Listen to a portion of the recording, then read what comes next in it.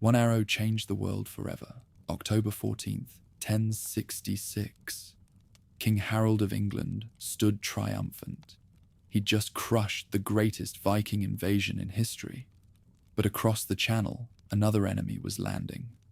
William the Bastard, Duke of Normandy, had come to claim what he believed was rightfully his. On a blood-soaked field at Hastings, two civilizations collided. Saxon axes met Norman cavalry in the most decisive battle in English history. When a single arrow found Harold's eye, 1,000 years of Anglo-Saxon rule died with him. This is the story of how Viking raiders became French nobles, then conquered England, transforming medieval Europe forever.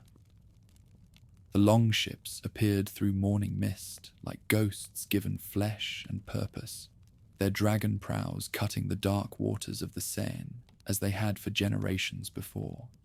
Behind carved figureheads that snarled at Christian shores, warriors pulled their oars in rhythm older than memory, each stroke carrying them deeper into the heart of Francia. The year was 910, and the Northmen had come again to harvest what the Franks had sown. At the head of this latest fleet stood a giant among giants, a warrior whose very name would reshape the map of Europe. The Vikings called him Hrolf the Walker, so massive that no horse could bear his weight, forcing him to stride into battle on foot while lesser men rode. The Franks would know him as Rollo, and his descendants would one day conquer kingdoms. But on this grey morning, as his ships rounded the bend toward Rouen, he was simply another sea king, seeking plunder in a land grown rich from decades of peace. Through the reedy marshlands of the Seine Valley, smoke already rose from burning villages. The raider crews had been busy through the night, their iron doing the work that words could not. Livestock lowed in captured herds, while frightened peasants stumbled along in chains, their former lives reduced to ash and memory. This was the Viking way. Swift, brutal, efficient. Take what could be carried, burn what could not, and leave the survivors to remember why the North was feared. From the ramparts of Rouen, Frankish defenders watched the approaching doom, with the resignation of men who had seen this dance performed too many times before. The fortress walls stood strong, built from Roman stone that had weathered centuries of storm and siege. But stone alone had never been enough to stop the sea wolves when they came in such numbers.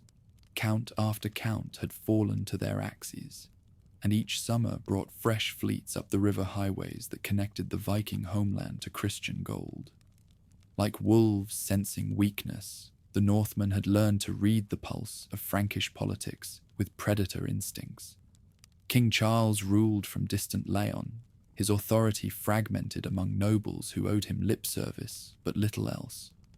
The great Carolingian Empire that once stretched from the Pyrenees to the Elbe had crumbled into warring duchies, each lord more concerned with his neighbour's ambitions than with raiders from the northern seas. Into this chaos stepped men like the giant who now beached his ships on Seine mud and began arranging his warriors for assault. No horse in Francia could carry his bulk, but Rollo needed no mount to inspire fear in enemy hearts. Standing head and shoulders above his own champions, wrapped in mail that gleamed like silver scales and carrying an axe that most men could barely lift, he moved through his battle line like a king among wolves.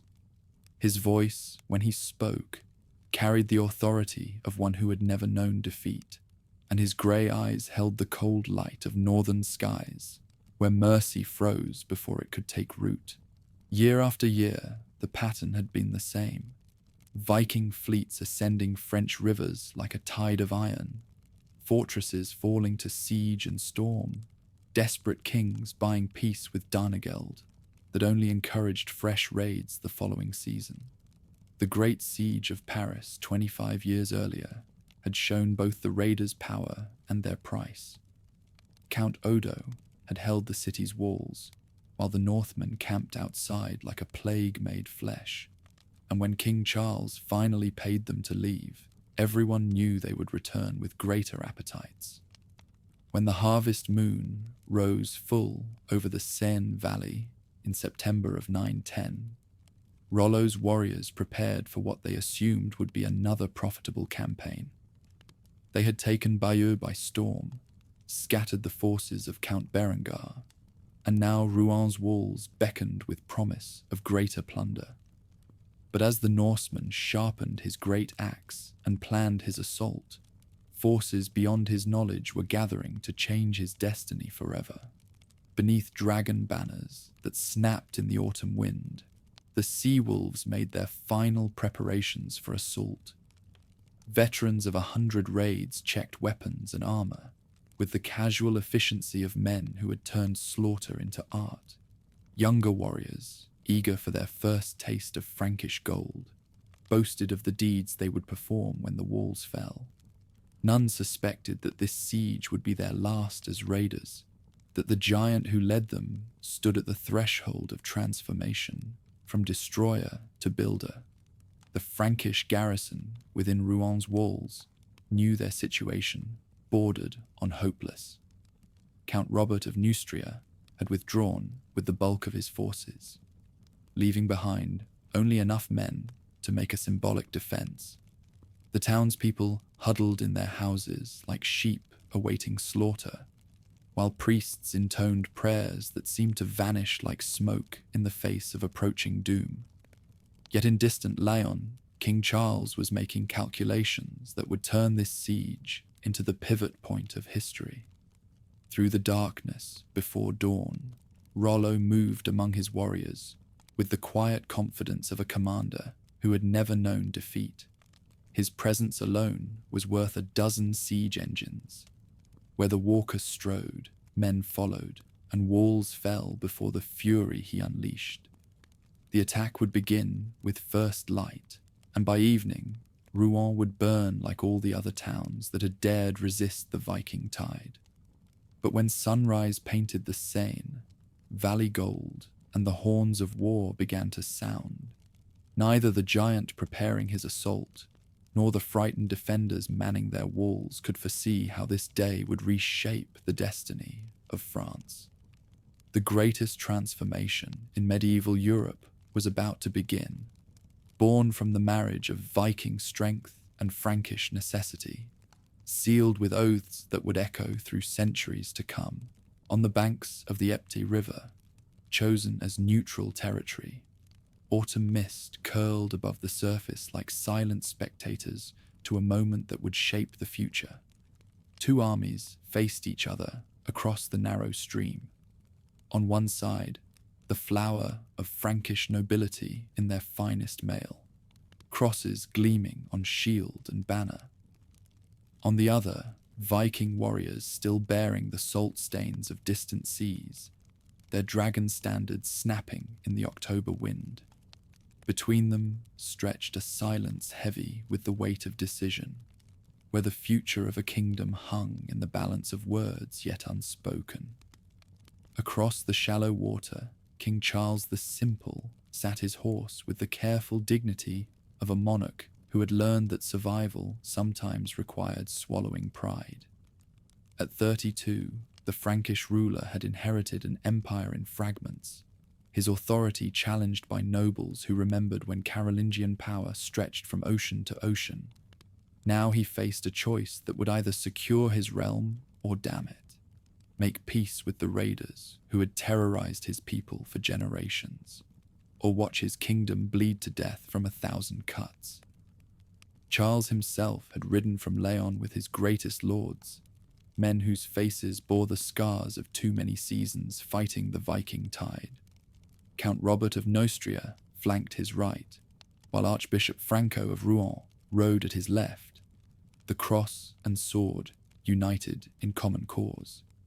These were the men who would witness what chroniclers would call either wisdom or folly, the day a Christian king offered land to heathen raiders in exchange for peace. In the crisp air of that October morning, Rollo crossed the river with only a handful of his champions, leaving his warband on the far shore, like a promise of what would come if words failed. The giant moved with the easy confidence of one who had never known defeat, yet something in his grey eyes suggested he understood the magnitude of this moment. No longer was this simply another raid. This was transformation, the chance to trade the uncertainties of the sea for the solid promise of land. Like two wolves meeting at the boundary of their territories, king and Viking chief took each other's measure in that first exchange of words. Charles spoke in careful Latin, his voice carrying the authority of 15 generations of Frankish kings. The Norseman replied in his own tongue, then switched to the rough Frankish he had learned from captives and merchants. Each man knew the other held something he desperately needed: Charles, the strength to defend his realm; Rollo, the legitimacy that only a king could grant. No scribe recorded the exact words that passed between them in those first crucial moments, but the terms they negotiated would reshape the map of Europe. The king offered what no Viking had ever been granted: permanent settlement, legal lordship over vast territories, recognition as a Christian duke rather than a heathen raider. In return, the giant would bend his knee in homage, accept baptism in the Christian faith, and turn his warriors from destroyers into defenders of the very lands they had once plundered. From the Epte to the sea, from the Breslau to the Orne, Charles granted territories that encompassed some of the richest farmland in Francia. This was no empty wilderness, but settled country, with towns and villages, mills and markets, churches and monasteries. A functioning realm that needed only strong leadership to flourish. The irony was lost on none who witnessed the exchange. Lands devastated by Viking raids would now be defended by Vikings transformed into vassals. The ceremony of homage followed ancient Frankish ritual, yet nothing could make it less remarkable. Before assembled nobles who had spent their lives fighting the Northmen, Rollo knelt and placed his hands between those of the king. The words he spoke were simple: "I become your man," but their implications echoed across Europe like thunder. The age of Viking raids on Francia was ending. The age of Norman lordship had begun. Within days of the treaty's signing, the transformation began in earnest. Warriors who had lived their entire adult lives aboard longships suddenly found themselves learning the arts of land management. Viking jarls, who had commanded raiding crews, now studied the complexities of feudal obligation. The Norseman himself, now Duke Rollo of Normandy, established his court at Rouen and began the delicate work of melding two peoples into one. Between Norse custom and Frankish law, compromises emerged that satisfied neither tradition completely, but created something entirely new. The newcomers kept their own gods in private, while accepting Christian baptism in public. They maintained their assembly traditions while acknowledging feudal hierarchy. Most importantly, they retained their warrior culture while channeling it toward defense rather than raid.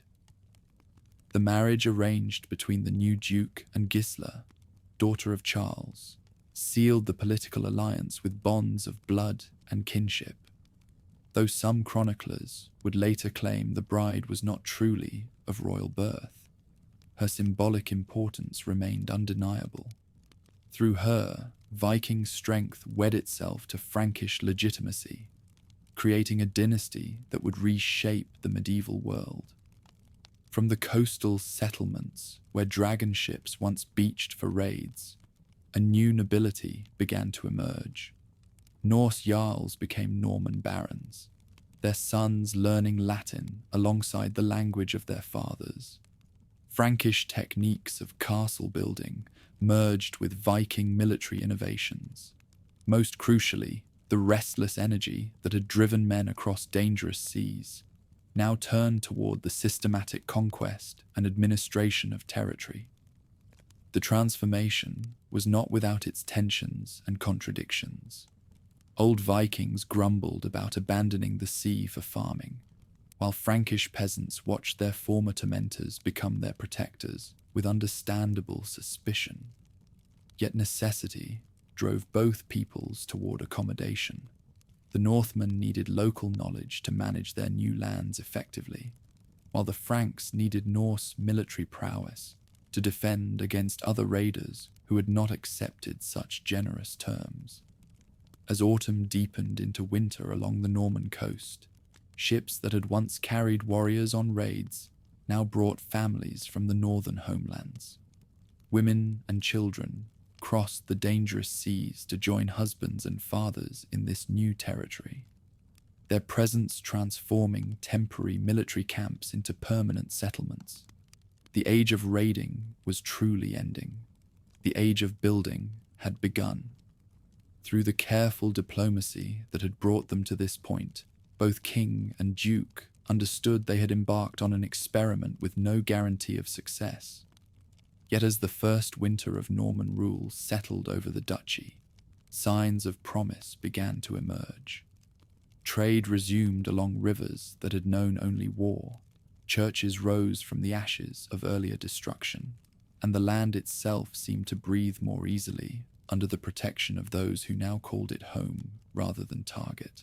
Falaise Castle's peaceful morning was upended by tidings that struck with the suddenness of disaster, foretelling 12 years of disorder. Duke Robert the Magnificent was dead, struck down by fever in far Nicaea while returning from his pilgrimage to Jerusalem. The great lord who had united the Norman barons under his iron will would never again see the granite walls of his ancestral seat, never again embrace the bastard son he had acknowledged as his heir. In an instant, the fate of Normandy passed to a boy of 7 summers, and with it came the vultures. In the castle's great hall, where Robert had dispensed justice with the authority of a king, his household gathered to hear the formal announcement that would change everything. The messenger, still dust-covered from his desperate ride across Europe, spoke the words that every noble had dreaded. "The Duke is dead. Long live Duke William." But even as the ritual phrases echoed off ancient stones, men's eyes were already calculating, already measuring the weakness that comes with youth against the opportunities that chaos brings. William himself stood among the mourners, like a small figure carved from pale stone, his face bearing the unreadable expression that would become his trademark in years to come. At 7, he possessed neither the strength to command warriors nor the wisdom to outmaneuver ambitious barons. Yet something in his bearing suggested he understood the magnitude of what had befallen him. The bastard blood that had always marked him as different now became a weapon his enemies would wield without mercy. Across the duchy, the great lords received the news with reactions ranging from genuine grief to barely concealed satisfaction. Duke Robert had been a formidable ruler, one whose personal strength had kept the fractious Norman nobility in line through a combination of charisma and calculated brutality. His death left a vacuum that nature abhors, and into that void rushed men who had chafed under ducal authority for decades, seeing in a child's reign their chance to reclaim powers lost to centralized rule. Like vultures gathering over carrion, the most ambitious barons began their calculations before their late duke was even properly buried. Ralph de Gassé, the boy's own uncle, saw no reason why bastard blood should inherit what legitimate nobility might claim. Guy of Burgundy pressed ancient rights that predated the bastard's birth. Most dangerous of all, the Count of Arquez began fortifying his castles and recruiting mercenaries, his intentions clear to any who possessed eyes to see. No bastard had ever ruled Normandy in his own right, and the precedent troubled even those lords inclined toward loyalty. The duchy had always been a precarious creation, built from the marriage of Norse ruthlessness and Frankish legitimacy, held together by the personal authority of dukes strong enough to make lesser men fear them. Now that authority rested in the hands of a child whose very birth proclaimed his illegitimacy, and the fabric of Norman unity began to fray like cloth left too long in weather. Through the long winter months following Robert's death, the boy duke learned lessons no child should have to master. His guardians, first Osbern the steward, then Gilbert of Brion, fell to assassins' blades, their blood marking the steps of men who found murder easier than open rebellion. Each death brought fresh terror to the ducal household, as those charged with protecting the realm's future found themselves marked for elimination by enemies who preferred shadows to sunlight. From the coastal strongholds where his great-grandfather Rollo had first established Norman power, whispers spread like plague through the countryside. Some said the bastard duke was cursed, that God himself had marked the child for destruction as punishment for his father's sins. Others claimed that true legitimacy could never spring from illegitimate roots, that Normandy deserved a ruler whose birth bore no stain of scandal.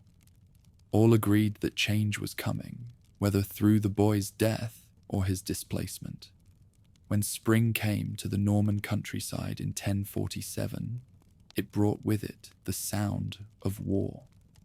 The great barons had moved beyond whispered conspiracy to open rebellion, their banners flying defiantly over castles that had once acknowledged ducal supremacy.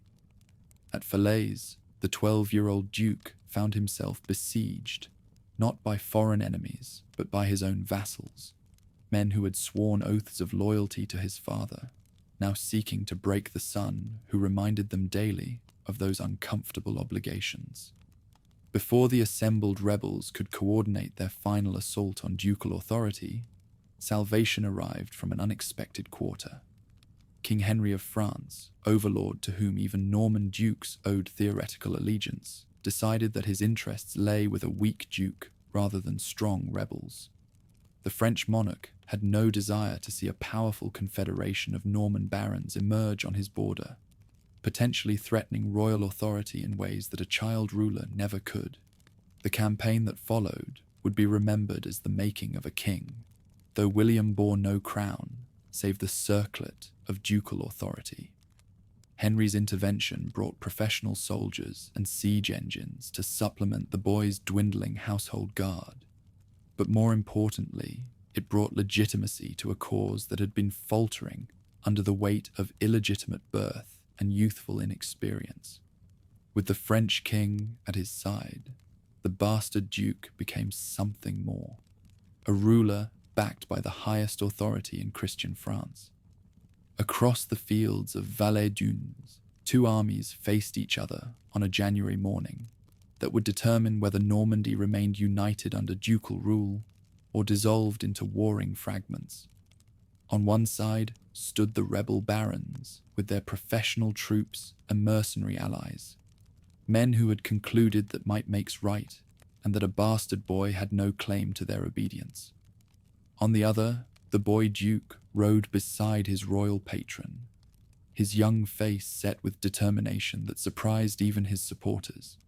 The battle itself unfolded with all the brutality that civil wars demand. Brother fighting, brother across fields that should have known only harvest.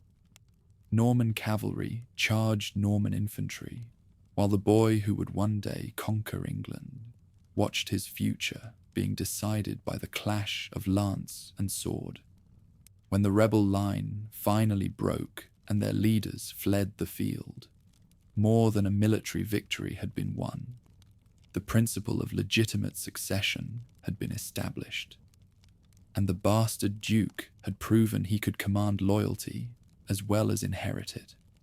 From the blood-soaked earth of Valais-Dunes rose a new Norman order, one forged in the crucible of civil war and tempered by the knowledge that unity required constant vigilance. The boy who had nearly lost everything before his 13th birthday emerged from the conflict with a maturity that war alone can teach. understanding that power must be earned daily, and that mercy, while noble, was often less effective than fear in maintaining the obedience of ambitious men. As winter settled over the Norman countryside once more, the duchy that had seemed destined for dissolution found itself stronger than ever. The failed rebellion had eliminated the most dangerous internal enemies, while demonstrating to remaining barons that challenging ducal authority brought swift and permanent consequences. The bastard duke, no longer merely a child clinging to inherited title, had become a ruler in his own right, one who would remember the lessons of his minority when the time came to claim crowns greater than any his ancestors had worn. From the clash at Valais-Dune emerged not a vulnerable boy, but a leader tested in war, and William saw that such victories meant little without the long grind of rule to secure them. In the months after his triumph over the rebel barons, the young ruler set about rebuilding his territory with the methodical precision that would become his hallmark, replacing the chaos of civil war with an administration more efficient than any his ancestors had known. Across his realm, from the channel ports to the inland forests, the bastard's authority now extended into every village and valley where Norman law held sway. Gone were the days when great lords could ignore his commands or pursue private wars without consequence. In their place emerged a system of governance that balanced traditional Norman customs with innovations borrowed from the most successful kingdoms of Europe, creating something entirely new in the medieval world. William himself had grown into a man whose physical presence commanded attention in any gathering, his tall frame and powerful shoulders marking him as a warrior even when dressed in the robes of statecraft. Yet those who knew him best recognized that his true strength lay not in the sword arm that had proven itself at Valais-Dune, but in the calculating mind that could see 3 moves ahead in the endless game of medieval politics. In the Cathedral of Rouen, where generations of Norman lords had received their authority from God and man alike, the young ruler established a court that drew ambitious young nobles from across northern France. Here, beneath the soaring arches that spoke of divine approval and earthly power, he dispensed justice with a fairness that surprised even his supporters, proving that legitimacy could be earned through wise governance as surely as through victory in battle. Like a master craftsman rebuilding a damaged cathedral, William approached the restoration of his territory with attention to every detail, from the great matters of law and taxation down to the proper maintenance of roads and bridges. His administrators, chosen for competence rather than birth, carried his authority into every corner of the realm, ensuring that his will became local reality through a network of loyal servants who owed their positions to merit rather than inheritance. No longer would Norman barons settle their disputes through private warfare, as had been the custom since his great-grandfather Rollo first established the territory. Instead, his courts provided justice backed by the threat of overwhelming force, while his own household knights stood ready to enforce verdicts that might otherwise be ignored. The rule of law, that precious commodity so rare in medieval Europe, began to take root in Norman soil. Through careful negotiation and strategic alliance, William began weaving his lands into the broader tapestry of European politics. Treaties with neighboring lords secured his borders, while trade agreements brought prosperity to Norman ports that had once known only the chaos of Viking raids. Most importantly, his friendship with King Henry of France, forged in the crucible of civil war, provided security against external enemies who might seek to exploit Norman weakness. From the rebuilding of his territory's internal strength, the young lord's thoughts turned naturally to the question of marriage and succession. A bastard himself, he understood better than most the importance of legitimate heirs, and his advisors had already begun the delicate negotiations that would secure not just a suitable bride, but a political alliance that could reshape the balance of power in northwestern Europe. When messengers arrived from Flanders bearing proposals from Count Baldwin V, they found William ready to consider the most audacious match of the age.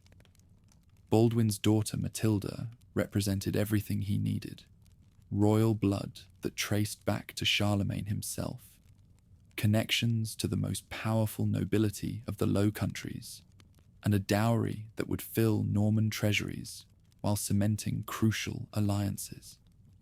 Between William and the Count, negotiations proceeded with the careful precision of men who understood that royal marriages were affairs of state rather than matters of the heart. Yet those who met the Flemish princess reported that she possessed not merely the bloodline that politics demanded, but also the wit and strength of character that would serve a ruler's wife well in the dangerous game of medieval statecraft. The match seemed perfect in all ways, save one. The Church's increasingly strict interpretation of consanguinity laws made their proposed union technically forbidden. Both William and Matilda could trace their lineages back to common ancestors, a relationship that had once troubled no one, but now provided ammunition for enemies who sought to prevent an alliance between Normandy and Flanders.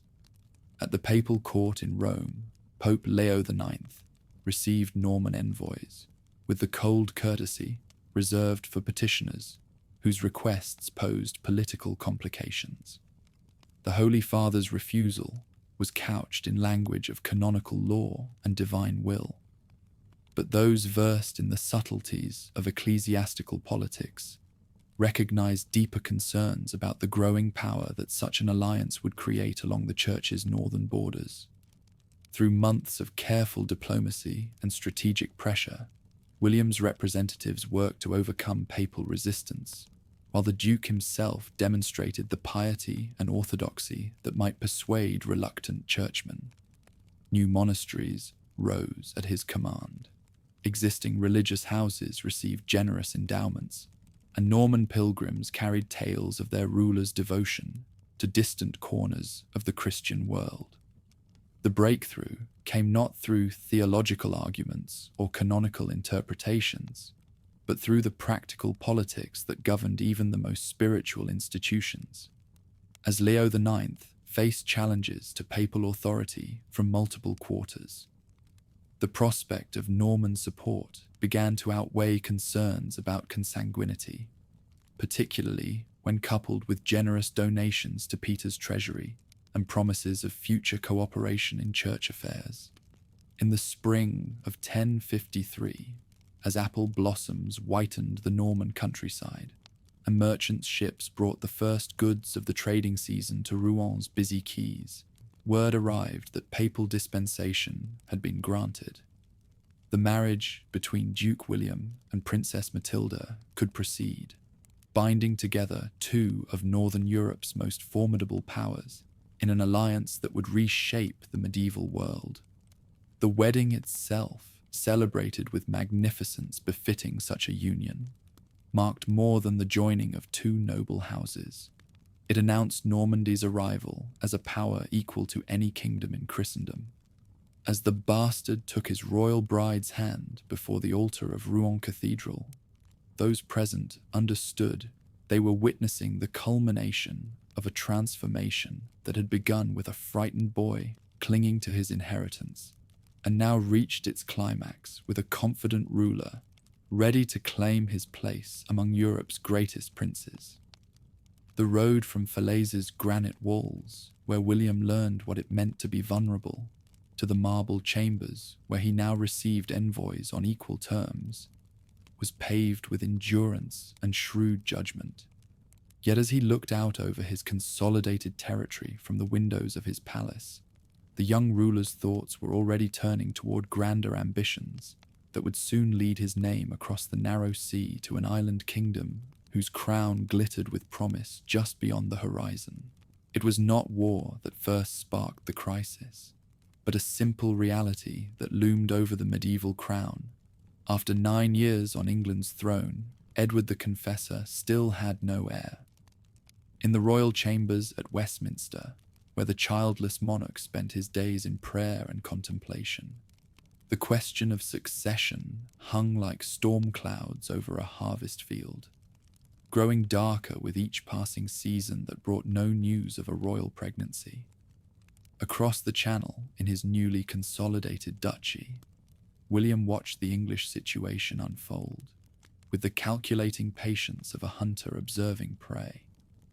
The Norman ruler understood better than most how quickly political fortunes could shift, how the death of a childless king could transform distant possibilities into immediate opportunities.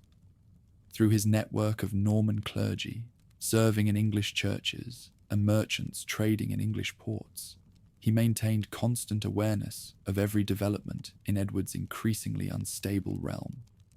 Edward himself had come to the throne through a combination of Saxon nostalgia and political necessity, his royal blood offering legitimacy to a realm that had known too many foreign rulers.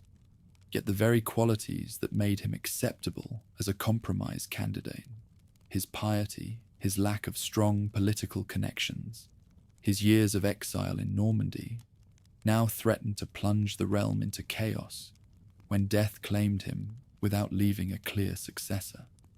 In the royal court at Winchester and Westminster, power had gradually concentrated in the hands of men whose fathers had never dreamed of such influence. Chief among these was Godwin, Earl of Wessex, whose wealth and military strength rivaled that of the monarch himself.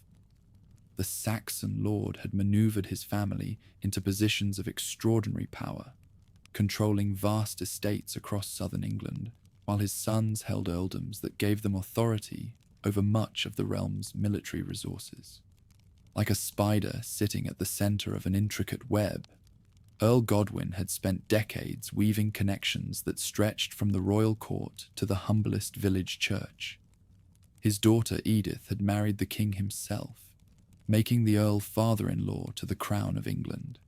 His eldest son, Harold, controlled the strategically vital earldom of East Anglia, while other sons held territories that collectively commanded more knights and ferdmen than any other family in the realm. No marriage had ever been more politically calculated or personally disappointing than the union between the pious Edward and Godwin's ambitious daughter. The ruler's devotion to celibacy, whether from religious conviction or personal inclination, had effectively nullified what should have been the most important political alliance in the realm. The childless royal marriage left Godwin's family in the curious position of being intimately connected to the crown while having no claim to inherit it.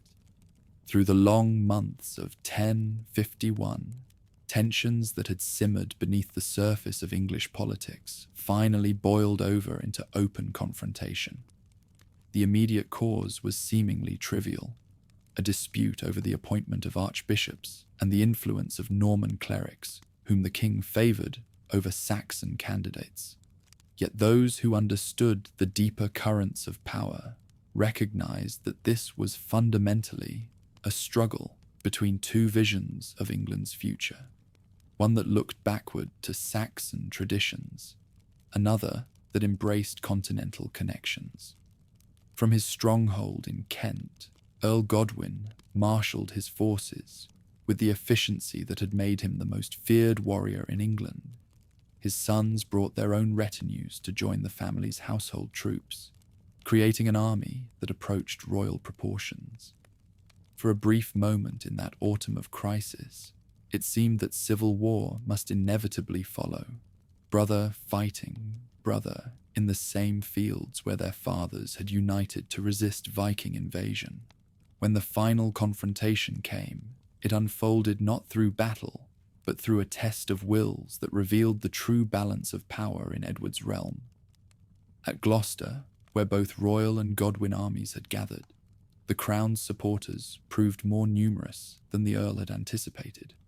Faced with the choice between certain defeat and strategic retreat, the old warrior chose exile, leading his family across the Channel to seek refuge in Flanders, while their enemies celebrated premature victory. Between Norman ambition and Saxon tradition lay the sudden opportunity that William had been watching for, since his marriage to Matilda had secured his position at home.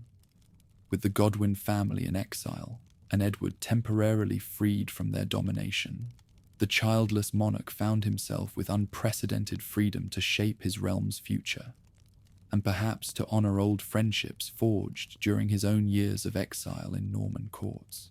The visit that followed would be disputed by chroniclers for centuries to come, its very occurrence questioned by some historians, while others insisted on its fundamental importance to later events. Yet Norman sources consistently maintained that in the winter of 1051, with England temporarily free from Godwin influence, Edward welcomed his old friend William to Westminster, with honours befitting a future heir to the English crown.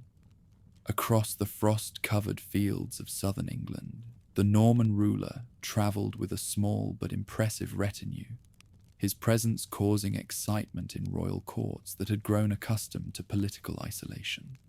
Here was a man who commanded respect throughout northern France, whose marriage connections reached to the greatest noble houses of the continent, whose military reputation had been proven in the crucible of civil war and territorial expansion.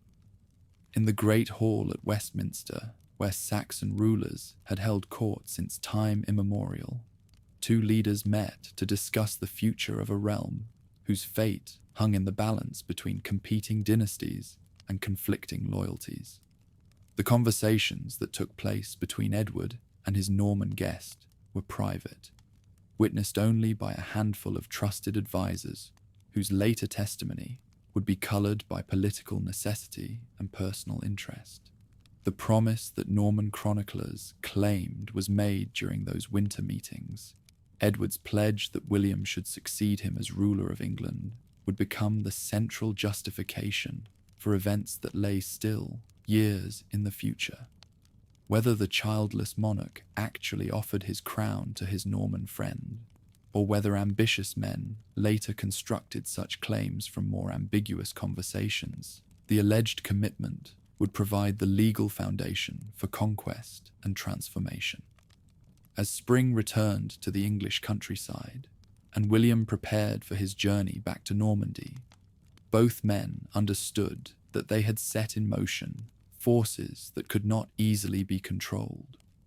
The Godwin family remained in exile, but their supporters throughout the kingdom waited for opportunities to restore their lords to power. The succession question remained unanswered, but new claimants had entered the game with promises that might prove either golden opportunities or worthless paper, depending on how fortune's wheel turned. From the deck of his ship, as it carried him back across the channel, William could see the English coast receding into morning mist, but his mind was already working on the complex calculations that might one day bring him back as something more than a royal guest. The bastard who had secured his own duchy through blood and determination now had reason to believe that a greater prize might await his grasp, if only he possessed the patience to wait and the strength to seize the moment when it came. Exile had sharpened, rather than weakened, the Godwin family's appetite for power, and their return to England came not as supplicants begging royal mercy, but as conquerors reclaiming what they considered rightfully theirs. Through the summer of 1052, while Edward's Norman advisors watched nervously from Westminster's walls, the old Earl's supporters throughout southern England began stirring with anticipation of their lord's restoration. From Flanders, where Count Baldwin had provided sanctuary during their year of banishment, Godwin's ships appeared in the Thames estuary like ghosts returning from the dead.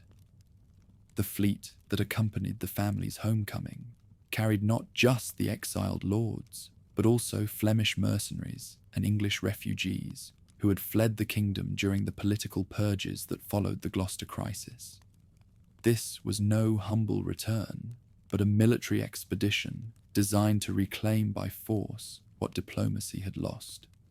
Harold himself had grown from promising young nobleman into seasoned war leader during his months abroad, his natural talents honed by necessity, and his ambitions expanded by the bitter lessons of political defeat. At 28, Godwin's eldest son possessed the military skill to command armies and the political acumen to navigate the treacherous currents of court intrigue. Most importantly, he had learned that in medieval politics, strength mattered more than legitimacy when the two came into conflict. Across the Thames from London, father and son established their base with the confidence of men who knew the political wind had shifted in their favour. Edward's experiment with Norman governance had proven deeply unpopular among the Saxon nobility, while the monarch's increasing devotion to religious matters had left practical administration in the hands of foreign advisers who understood neither English law nor English custom. Like a hunting pack that had scented wounded prey, supporters flocked to the Godwin standard from every shire where the family had once held influence. Earl Leofric of Mercia, no friend to the House of Wessex in normal times, nevertheless recognized that the restoration of native English leadership served his own interests better than continued Norman dominance. Even Archbishop Stigand threw his ecclesiastical weight behind the returning exiles. Victory came not through pitched battle, but through the irresistible force of political inevitability. When Edward's remaining Norman supporters realized they faced an entire kingdom in rebellion, most chose discretion over valor, fleeing across the Channel to carry tales of Saxon ingratitude back to their homeland. The monarch himself, isolated and abandoned, had no choice but to welcome his former enemies back into royal favor and pretend their year of exile had been a minor misunderstanding. Storm clouds that had gathered over the English succession during the Godwins' absence now darkened further as Harold consolidated his position as the most powerful earl in the kingdom. With his father's death in 1053, the young lord inherited not just the vast earldom of Wessex, but also the network of allies and obligations that made him the real power behind Edward's throne. From Portsmouth to the Scottish border, no major decision could be made without consulting the man who commanded more troops than the crown itself. When Harold's ambitions turned westward toward the Celtic principalities that had long troubled England's borders, he found in Wales both opportunity and challenge perfectly suited to his talents. Prince Gruffydd ap Llywelyn had united the fractious Welsh tribes under his banner, creating the first genuinely unified Welsh state in centuries, and posing a threat to English border security that demanded decisive response. Count Guy of Ponthieu would later curse the storm that drove Harold's ship onto his shores in 1064, for that seemingly minor accident would provide the Norman court with its most powerful weapon in the propaganda war that preceded conquest. The Earl's mission, whether diplomatic, military, or personal, remains disputed by historians, but the consequences of his forced stay in continental Europe would reshape the destiny of two kingdoms. Under ducal hospitality that concealed calculated political maneuvering, the Earl found himself guest and prisoner simultaneously in William's court. The Duke, who had once visited England as Edward's friend, now played host to the man who stood between him and his alleged inheritance, and their conversations during those crucial weeks would be remembered very differently by continental and English chroniclers. From hunting expeditions in the duchy's forests to formal ceremonies in Rouen cathedral, William orchestrated his guest's visit with the skill of a master diplomat, extracting maximum advantage from an unexpected opportunity. The English lord, for his part, navigated the dangerous currents of ducal hospitality while seeking to accomplish his original mission and return safely to England with his authority intact. Between host and guest lay unspoken understanding of the stakes involved in their seemingly cordial relationship. William needed legitimacy for his English claims that went beyond Edward's alleged promise, while the Earl required safe passage home to a kingdom where his continued absence might encourage rivals to advance their own ambitions. Each man possessed something the other desperately wanted, creating the conditions for either genuine agreement or elaborate deception. Victory in Wales had established Godwin's son as England's premier military commander, but his experience in Normandy would test diplomatic skills that proved equally formidable. Whether he genuinely swore the oath that continental sources claimed, promising to support William's succession to the English throne, or whether such oaths were extracted through coercion or invented entirely by chroniclers with political agendas, the alleged commitment would become central to later justifications for conquest. Around the sacred relics that filled Rouen Cathedral, witnessed by the greatest lords of the ducal court, some ceremony certainly took place that bound the two men in oaths whose exact nature would be disputed for centuries. Continental sources described elaborate rituals of homage and fealty, while English accounts remained conspicuously silent about any commitments that might compromise their lord's future freedom of action. Through the careful choreography of medieval diplomacy, the English Earl eventually secured his release and returned to England, but not without leaving behind hostages whose safety would depend on his future behavior. His nephew and younger brother remained in ducal custody as guarantees of the agreements made, whether those agreements were freely given or extracted under duress that made them invalid under both civil and canon law. As the Earl's ship carried him back across the Channel toward the English coast, both he and his ducal host understood that their relationship had fundamentally changed. No longer were they simply Earl and foreign duke conducting routine diplomatic business. They had become rivals for a crown whose current wearer grew frailer with each passing season, and whose death would trigger the greatest succession crisis in English history. Standing on Dover's pale cliffs, with the short stretch of sea between two kingdoms growing ever more bound together, Godwin's son looked toward the land where his influence was greatest and his burdens heaviest. Yet behind him in Normandy, another claimant to English greatness was already beginning the preparations that would one day bring fire and sword to the very shores the Earl now approached with such relief. Political tensions that had simmered beneath the surface of English governance for years finally erupted into open crisis during the winter of 1065, when the northern province of Northumbria rose in rebellion against its appointed Earl.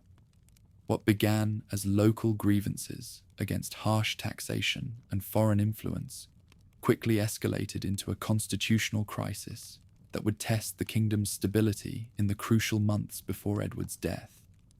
In Northumbria's wind-swept halls, where Viking jarls had once dispensed rough justice and Saxon thanes now struggled to maintain order, resentment against Tostig Godwinson had been building like water behind a cracking dam. The Earl's attempts to impose southern administrative practices on northern traditions had created friction, while his heavy taxation to fund military campaigns struck his subjects as little better than Viking tribute dressed in Christian clothing. Edward's health had been declining visibly throughout 1064, his once sturdy frame growing gaunt as the burdens of kingship weighed ever more heavily upon shoulders that seemed increasingly fragile. Court observers noted how the monarch's hands trembled during religious ceremonies, how his voice had grown thin and reedy when pronouncing judgments that would once have rung with royal authority. The succession question, long deferred, could no longer be avoided. Tostig himself had grown increasingly isolated from his own people, his natural arrogance inflamed by years of wielding power without effective opposition. Unlike his brother, who had learned to balance strength with diplomacy, the Northern Earl ruled through fear and punishment, believing that harsh measures would eventually break the spirit of resistance among his turbulent subjects.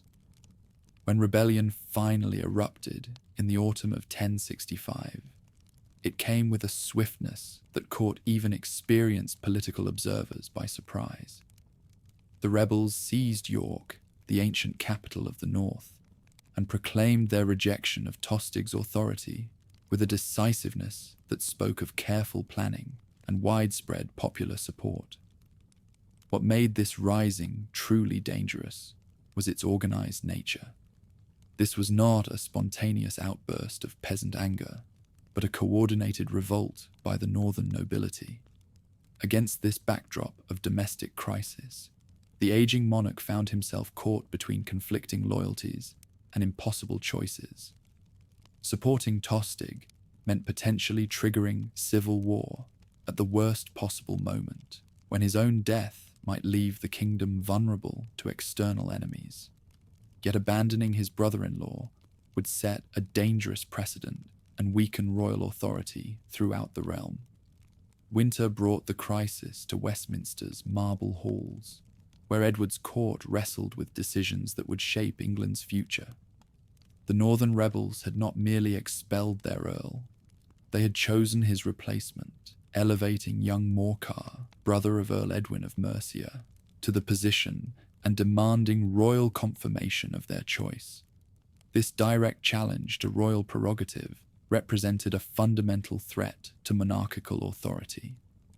Through Westminster's corridors, where power brokers had grown accustomed to the predictable rhythms of Edward's reign, uncertainty now stalked like a plague.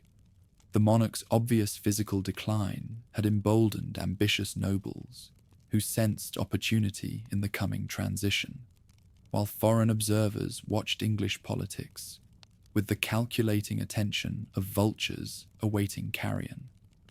Noble families across the kingdom began positioning themselves for the succession struggle that everyone knew was approaching. Some threw their support behind the northern rebels, seeing in Morcar's elevation an opportunity to check the Godwins' overwhelming power. Others remained loyal to the established order, fearing that successful rebellion in Northumbria might encourage similar uprisings elsewhere. By Christmas of 1065, Edward had made the decision that would define his final months as ruler of England.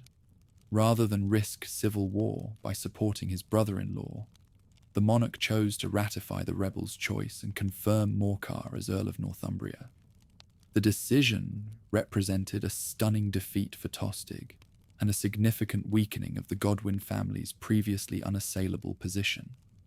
Throughout these months of crisis, one figure stood at the center of every crucial negotiation, every vital decision that would determine whether England descended into chaos or maintained the stability that had made it one of Europe's richest kingdoms. Earl of Wessex, commander of the realm's largest military force, and heir to the most powerful noble house in the land, he had become the man upon whom Edward's failing authority increasingly depended. His role in resolving the northern crisis had demonstrated both his political wisdom and his understanding that England's future required careful balance between competing factions. By supporting the compromise that elevated Morcar while maintaining overall stability, he had proven himself capable of placing the kingdom's welfare above narrow family interests, a quality that would prove crucial in the trials ahead. As winter deepened and Edward's strength continued to ebb, the succession question could no longer be postponed through diplomatic evasion or royal reluctance to name an heir. The monarch's childless marriage, once a minor inconvenience, had become a constitutional crisis waiting to unfold. Every major noble family in the kingdom understood that the old order was passing, and with it would come opportunities for those bold enough to seize them. Within Westminster's ancient walls, where Saxon kings had ruled for generations, preparations began for what everyone suspected would be Edward's final Christmas court. The ceremonies proceeded with traditional magnificence. But beneath the surface of royal protocol, ambitious men were already calculating the odds in the great game that would begin the moment the Confessor drew his last breath. Palace physicians who had tended the royal household for decades recognized the signs that courtiers preferred to ignore. The labored breathing, the periods of confusion, the way Edward's attention seemed increasingly focused on spiritual rather than temporal matters. The kingdom's most pious ruler was preparing for his final pilgrimage, one from which no earthly authority could call him back. When the new year dawned over England in 1066, it brought with it the certainty that momentous change lay just ahead. The northern crisis had been resolved, but at the cost of weakening royal authority and emboldening regional independence. The succession remained unsettled, despite years of speculation and maneuvering. Most ominously, across the Channel in Normandy, another claimant to English greatness was watching these developments with the patient attention of a hunter waiting for the perfect moment to strike. Death came for Edward the Confessor in the grey hours before dawn on January 5th, 1066, ending 24 years of rule that had brought England prosperity and peace, but left the kingdom without a clear successor. In the royal chambers at Westminster Palace, where the childless monarch had spent his final months in prayer and contemplation, the political crisis that had loomed for years finally crystallized into immediate, desperate urgency. Around the royal deathbed gathered the most powerful nobles in the realm, men whose decisions in the next few hours would determine whether England faced civil war or smooth transition. Archbishop Stigand stood ready to perform the last rites, while Earl Harold maintained his vigil beside the man who had become far more than overlord. Friend, mentor, and the only father figure the Godwin heir had truly known since his own sire's death 13 years earlier. Within hours of Edward's passing, messengers raced along muddy winter roads to carry news that would reshape the political landscape of northwestern Europe. The question that had haunted English politics for over a decade, who would succeed the childless Confessor, now demanded immediate answer, and the men gathered at Westminster understood that delay meant disaster. Westminster Abbey, where Edward's greatest architectural achievement soared toward heaven in stone testimony to royal piety, became the stage for ceremonies that would echo through history.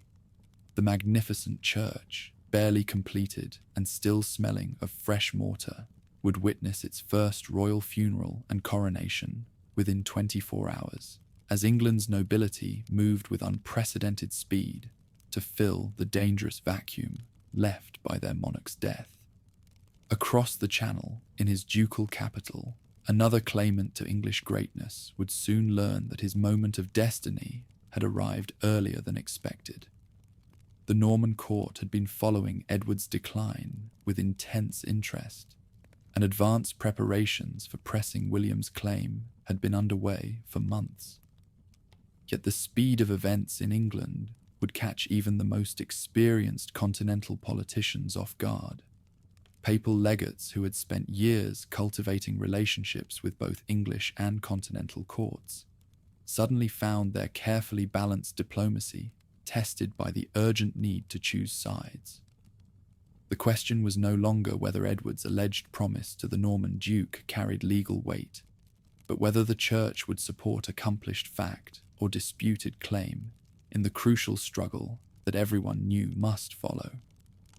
Throughout England, from the Scottish borders to the Channel coast, royal officials began the delicate process of transferring loyalty to a new sovereign whose legitimacy rested on rapid acceptance rather than unquestioned right.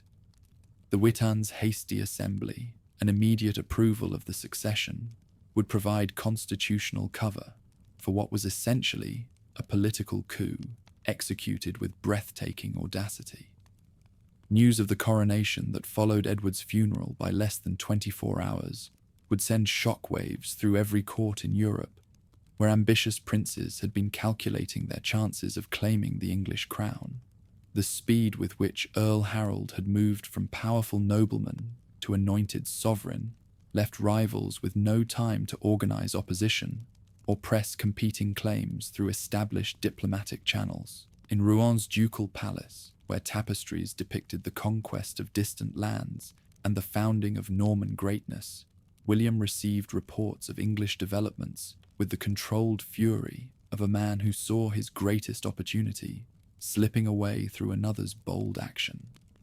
The Duke, who had waited patiently for Edward's death, now found himself facing not a disputed succession, but an accomplished coronation. Meanwhile, in the great halls of Scandinavian courts, other claimants to English heritage began stirring with interest that would soon harden into military preparation. Harald Hardrada of Norway, whose royal blood and Viking legacy gave him claims that predated both Norman and Saxon pretensions, watched English affairs with the calculating attention of a warrior who had spent decades waiting for precisely such an opportunity. The ceremony in Westminster Abbey that transformed Earl Harold into King Harold II proceeded with all the ancient solemnity that English tradition required.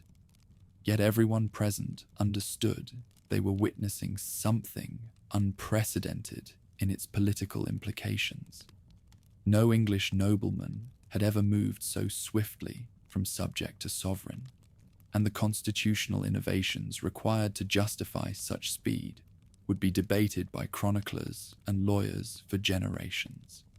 Archbishop Stigand, despite questions about his own canonical status that would later provide enemies with ammunition, placed the crown of England upon the new ruler's head with hands that had served 3 previous monarchs. The sacred oils that anointed Harold as God's chosen representative on earth carried the same divine authority that had blessed Saxon rulers since the conversion of their pagan ancestors centuries before.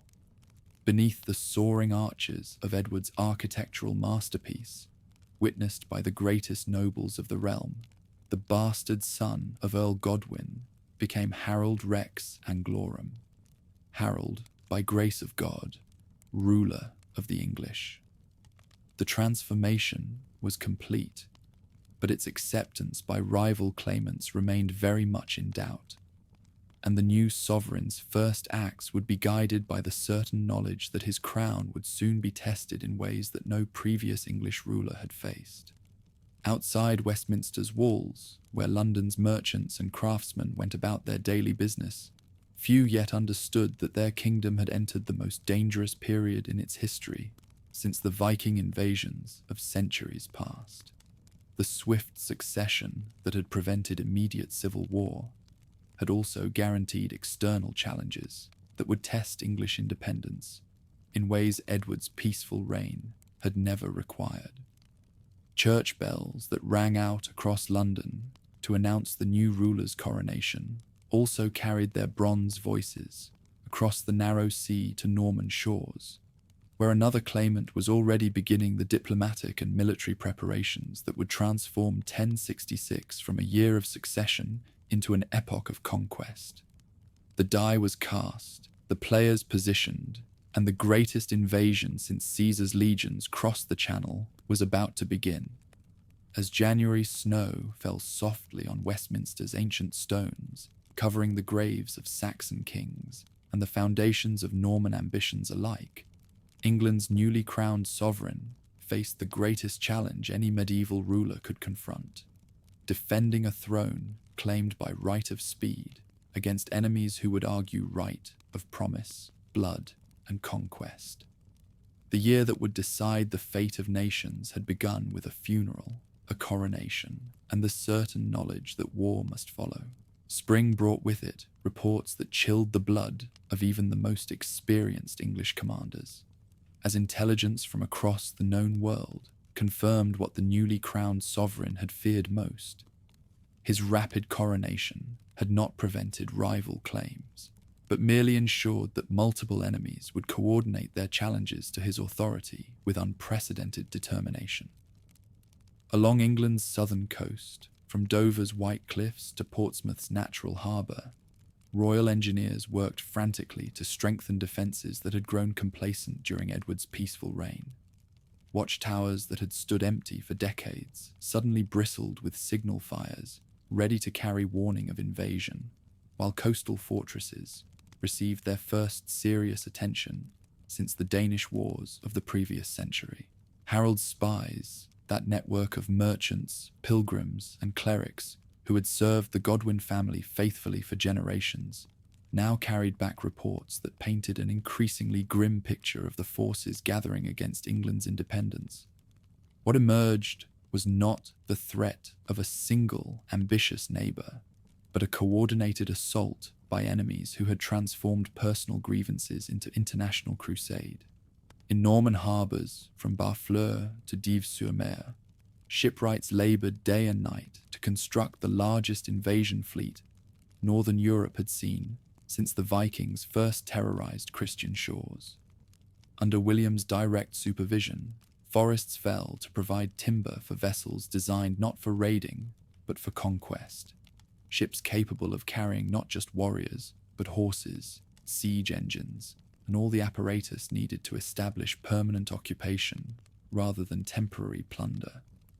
Across the northern seas, in the fjords and harbours of Norway, where dragon ships had slumbered through decades of relative peace, another fleet was taking shape under the direction of a ruler whose very name struck fear into the hearts of enemies from Byzantium to the Atlantic. Harold Hardrada, the Thunderbolt of the North, commanded resources that dwarfed those of any previous Viking expedition, and his alliance with England's disgraced exile promised local knowledge to complement Scandinavian might. Diplomatic envoys travelling the courts of Europe carried with them papal letters that transformed what might have been seen as naked aggression into holy war, blessed by the highest authority in Christendom. The banner of St. Peter, granted to the Norman cause by Pope Alexander II, provided divine sanction for invasion, while promising spiritual rewards for those who joined the enterprise against the allegedly perjured usurper who sat upon England's throne. Storm winds that howled across the Channel through the late spring and early summer of 1066 provided England's only respite from the mounting pressure, as adverse weather conditions prevented the coordinated assault that might otherwise have overwhelmed even the most determined resistance. Yet these same storms that delayed enemy action also strained English resources, forcing the new ruler to maintain expensive defensive preparations for months longer than anyone had anticipated. By midsummer, the scale of the threats facing English independence had become clear to even the most optimistic observers. This was no longer a question of repelling a single ambitious neighbour or dealing with routine border disputes, but a fight for national survival against enemies whose coordination and resources suggested careful planning that had been years in the making. Intelligence reports filtering back from continental courts painted an alarming picture of the breadth of support that the Norman cause had attracted. Breton nobles eager for English lands, Flemish merchants anticipating new trading opportunities, even German adventurers seeking their fortunes in conquest. All had rallied to banners that promised rich rewards for successful invasion of the wealthy kingdom across the narrow sea. Channel waters that had protected England from foreign invasion for generations now seemed barely adequate barriers against the forces gathering on distant shores. The wooden walls of English naval power, never strong enough to challenge the great continental powers, appeared pathetically inadequate when measured against fleets whose very construction represented the combined resources of multiple kingdoms united in common cause. What made the situation truly desperate was the timing that fate and enemy calculation had imposed upon English defences. The agricultural calendar that governed medieval warfare meant that the kingdom's military forces could not remain mobilized indefinitely without causing economic collapse. Yet demobilization would invite immediate assault by enemies who had spent months preparing for precisely such an opportunity. Throughout the summer months, as harvest time approached, and the Fyrd grew restless for return to their farms and workshops. The newly crowned ruler faced the impossible choice between maintaining ruinously expensive defenses and risking the destruction of his kingdom through military unpreparedness. The strategic initiative had passed to his enemies, who could choose their moment of attack while England could only wait and watch. Border fortresses along the Scottish frontier reported increased activity that suggested coordination between northern enemies and continental invaders, raising the spectre of simultaneous attacks that would stretch English resources beyond their breaking point. The isolation that had once protected the island kingdom now threatened to become fatal weakness in the face of enemies who had learned to cooperate across traditional boundaries. Royal councils that met through those anxious summer months wrestled with calculations that offered no comfortable solutions. Every strategic decision carried enormous risks, and the margin for error had shrunk to virtually nothing as enemy preparations reached completion and the campaigning season approached its climax. As August faded into September and the first hints of autumn touched the English countryside, the long period of waiting seemed finally approaching its end. Enemy fleets that had spent months in preparation were nearly ready for sea, and the favourable winds that invasion required would soon begin blowing from the continental shores, where England's destiny was being decided by forces beyond any single ruler's control.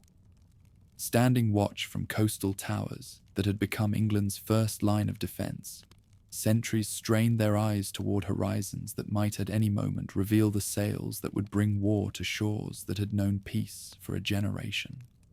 The year that had begun with a funeral and coronation was approaching its climax in a test of strength that would determine whether English independence could survive the greatest coordinated assault any medieval kingdom had ever faced.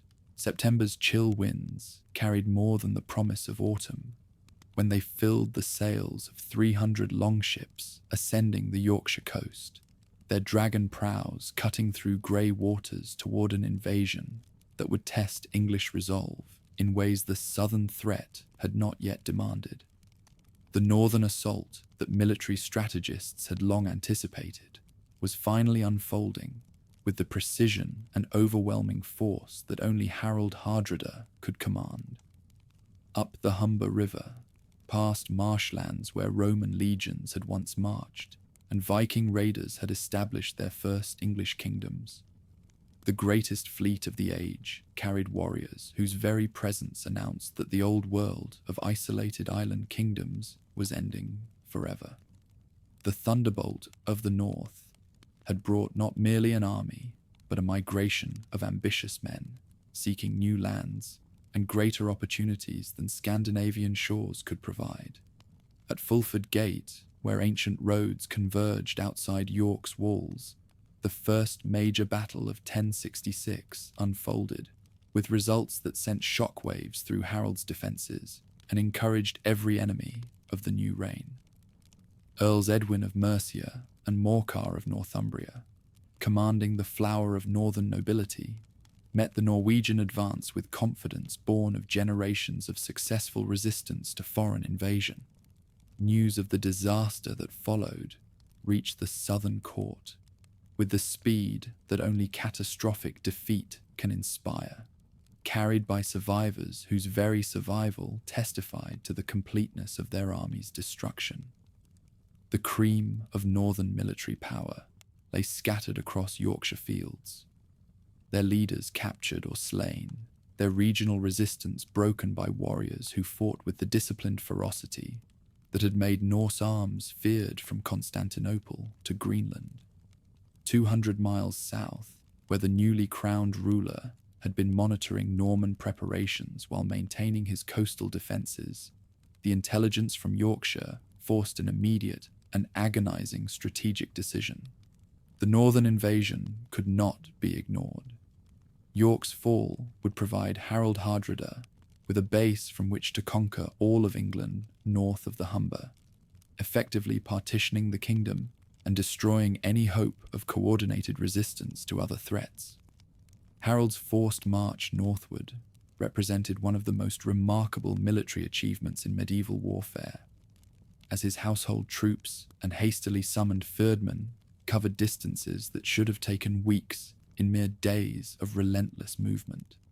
The speed with which royal forces redeployed from Channel defences to Yorkshire battlefields demonstrated both the logistical capabilities that the Godwin family had developed over decades of military campaigning and the desperate urgency that drove their efforts. Dawn broke over Stamford Bridge on September 25th, with a clarity that seemed to promise decisive resolution to the northern threat. As Harold's army approached the crossing, where Norwegian forces had gathered to receive tribute from their conquered territories, the scene that greeted royal scouts was one of dangerous overconfidence. Enemy warriors scattered across both sides of the river, their weapons and armor laid aside in the warmth of unexpected sunshine. When the attack began, it struck with the fury of men fighting for their homeland against invaders who had grown careless in victory's aftermath. The initial assault caught the Norwegians completely unprepared, their forces divided by the river and unable to coordinate resistance against enemies who fell upon them like wolves upon scattered sheep. By midday, the battle had become a slaughter that would be remembered as long as men sang songs of Harold's victories over foreign invaders. Harold Hardrada, the last of the great Viking warriors, fell with an arrow through his throat, his death marking the end of an era that had begun with the first dragon ships to terrorize Christian shores. Beside him died Tostig Godwinson, the exile whose alliance with Norway's ruler had brought this catastrophe upon his own people. Victory's price revealed itself in the afternoon's grim accounting, as royal commanders surveyed a battlefield littered with the bodies of men who had sailed from distant fjords with dreams of conquest and settlement. Of the 300 ships that had brought the Norwegian host to these shores, barely 24 were needed to carry home the survivors, a testament to the thoroughness of Harold's triumph and the finality of the northern threat's elimination. Yet even in triumph, shadows of future danger darkened the celebration that should have followed such a complete victory over foreign invasion. Messengers arriving from the south carried news that transformed military success into strategic disaster. While Harold's forces had been engaged in Yorkshire, Norman fleets had finally crossed the Channel and established themselves on the kingdom's soil. The tactical brilliance that had destroyed the Norwegian invasion in a single afternoon now seemed meaningless against the larger strategic picture that was unfolding with remorseless logic.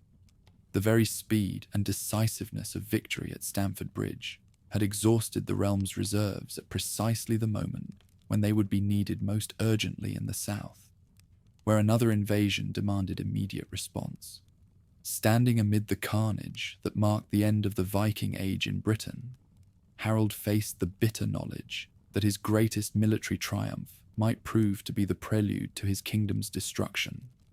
The northern threat had been eliminated, but at costs that could not be sustained when other enemies had chosen their moment of attack with such calculated precision. Orders went out immediately for the rapid redeployment southward that would test the kingdom's military capabilities beyond anything previously attempted, as forces that had just completed one of the war's most demanding campaigns prepared for an even more challenging ordeal. The luxury of rest and reorganization that victory should have provided was denied by enemies whose coordination had turned strategic advantages into fatal weaknesses. Burial parties that should have been celebrating the salvation of northern Britain instead worked with the desperate efficiency of men who knew that greater trials lay just ahead, their grim task complicated by the knowledge that many of the same warriors who had fallen Norwegian champions might soon be called upon to face Norman knights in battles that would determine the kingdom's ultimate fate. As September waned and the first reports of southern landings confirmed everyone's worst fears. The remnants of Harold's northern army began their race against time toward a confrontation that would decide whether the realm's independence could survive the greatest test any medieval kingdom had ever faced. The victory that should have secured the nation had instead set the stage for its greatest trial, and the margin for error had shrunk to nothing in the face of enemies whose timing and coordination had transformed triumph into potential catastrophe. Favorable winds that had eluded the invasion preparations for months finally filled the sails of the fleet on September 27th, carrying 700 vessels loaded with the dreams and ambitions of half the nobility of northern France towards shores that had remained unconquered since the Romans withdrew their legions 6 centuries earlier. The greatest gamble in medieval warfare was about to unfold on the beaches of Sussex. Under cover of pre-dawn darkness, the first Continental scouts waded ashore at Pevensey Bay to find the beaches empty of defenders, their signal fires unlit, the coastal fortifications that should have bristled with spears and arrows, standing silent as abandoned tombs. The very completeness of Harold's victory in the north had created the opportunity that William's intelligence network had been designed to exploit. William himself was among the first to set foot on the shingle beach, his boots crunching on stones that would either witness the foundation of a new dynasty or become the graveyard of Norman ambitions. Legend would later claim that the Duke stumbled as he landed, only to grasp handfuls of sand and declare he was seizing his rightful inheritance. But such stories emerged only after victory had transformed every omen into prophecy fulfilled. At Pevensey's ancient Roman walls, where Saxon shore forts had once guarded against the very kind of seaborne invasion now unfolding with methodical precision, the Duke's engineers began the systematic fortification that would provide secure bases for the campaign ahead. These were not raiders seeking quick plunder, but conquerors planning permanent occupation, and their earthworks rose with the efficiency of men who understood the mathematics of siege warfare. Construction began immediately on the prefabricated wooden fortifications that the invasion ships had carried in sections across the channel, their assembly proceeding with the speed that only careful preparation could achieve. Within hours of landing, what had been empty coastline became a fortified beachhead, capable of withstanding assault by any force the kingdom could deploy on short notice. Across the rolling downs of Sussex, Continental cavalry began the systematic devastation that would force Harold into the rapid response that his enemies were counting upon. This was not random destruction, but calculated provocation, designed to make the southern invasion impossible to ignore, while the northern victory was still being consolidated. Local populations, who had known nothing but peace during Edward's reign, suddenly found themselves facing the realities of medieval warfare as practiced by Continental professionals. Villages that had stood for generations vanished in smoke, their inhabitants driven into the forests with nothing but the clothes they wore, their livestock herded into Norman camps to feed an army that had crossed the sea with conquest rather than mere raid in mind. Meanwhile, in the ancient stronghold of Hastings, William's advanced forces established the second major base that would anchor their position, while the main army completed its landing operations. The town's strategic location, commanding the approaches from London while remaining within easy reach of the beachhead, made it the obvious choice for the Duke's forward headquarters. Intelligence of the landing reached Harold while he was still celebrating victory over the Norwegian threat, transforming triumph into catastrophe with the speed that only the most efficient messenger networks could achieve. The news that arrived with exhausted riders who had pushed their horses to the breaking point painted a picture of systematic invasion rather than opportunistic raid. By October 1st, the scope of the Continental enterprise had become clear to even the most optimistic observers in Harold's court.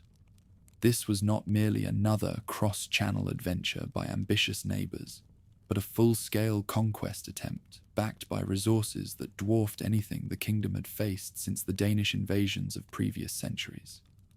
Reports from Sussex described an invasion force whose organisation and equipment suggested years of planning and preparation. Continental cavalry, virtually unknown in Britain, provided mobile striking power that traditional defensive strategies had never been designed to counter. Siege engines capable of reducing stone fortifications accompanied an army that clearly intended to fight its way to London if necessary. What made the situation truly desperate was the timing that enemy coordination had imposed upon the kingdom's defenders.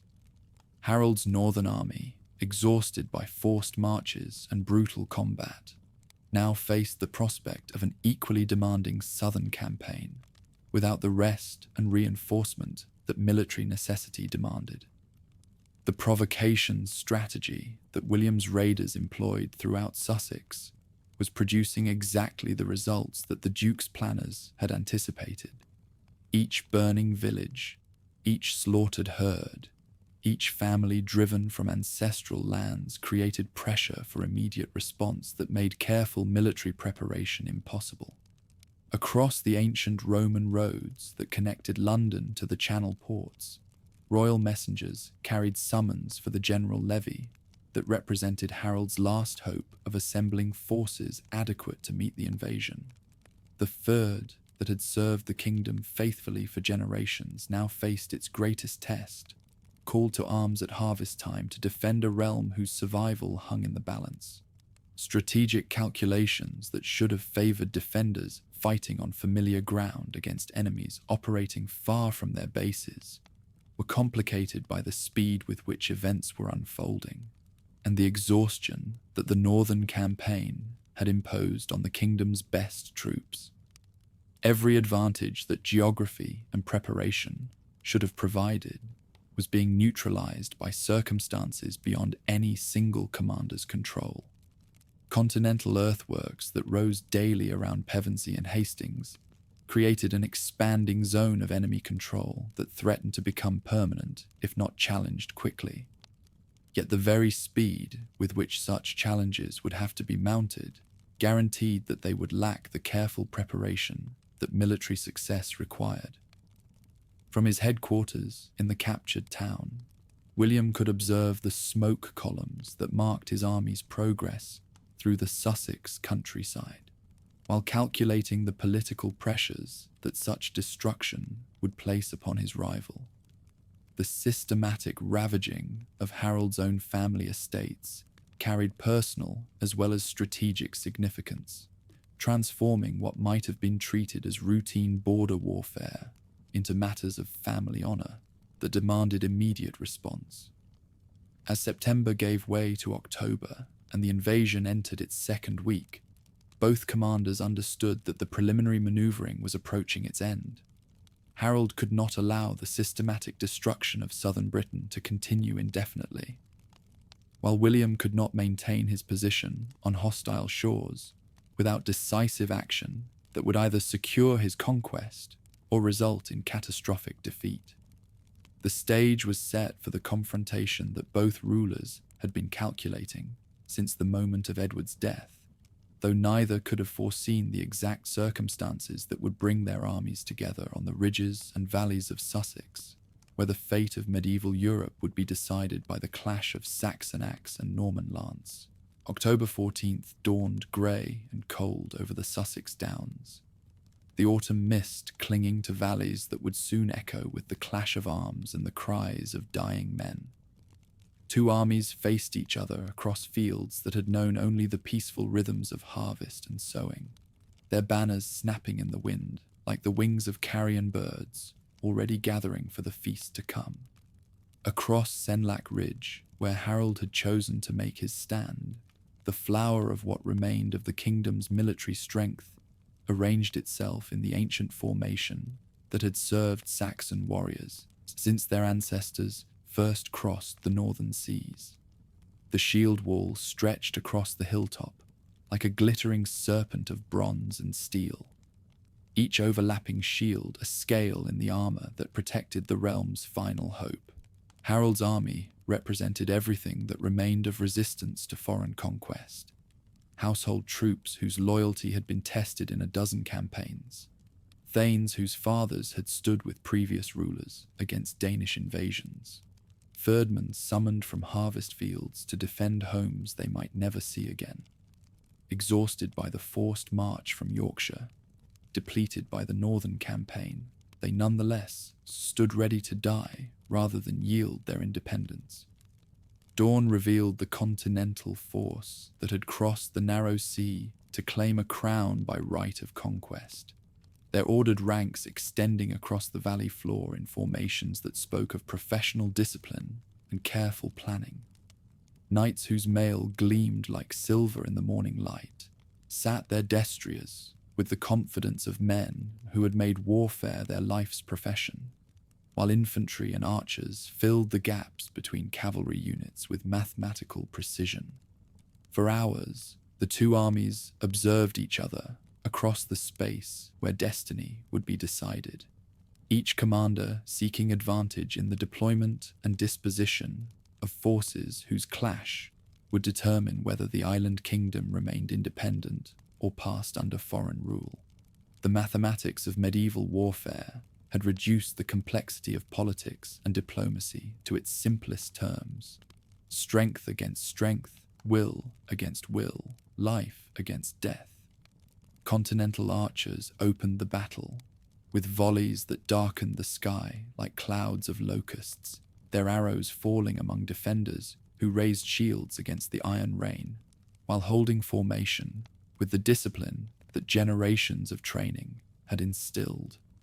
The sound of bronze points striking wood and leather created a drumbeat that would continue throughout the longest day in the kingdom's history. When the first cavalry charge thundered up the slope toward the shield wall, it came with all the irresistible force that had made continental knights the masters of European battlefields.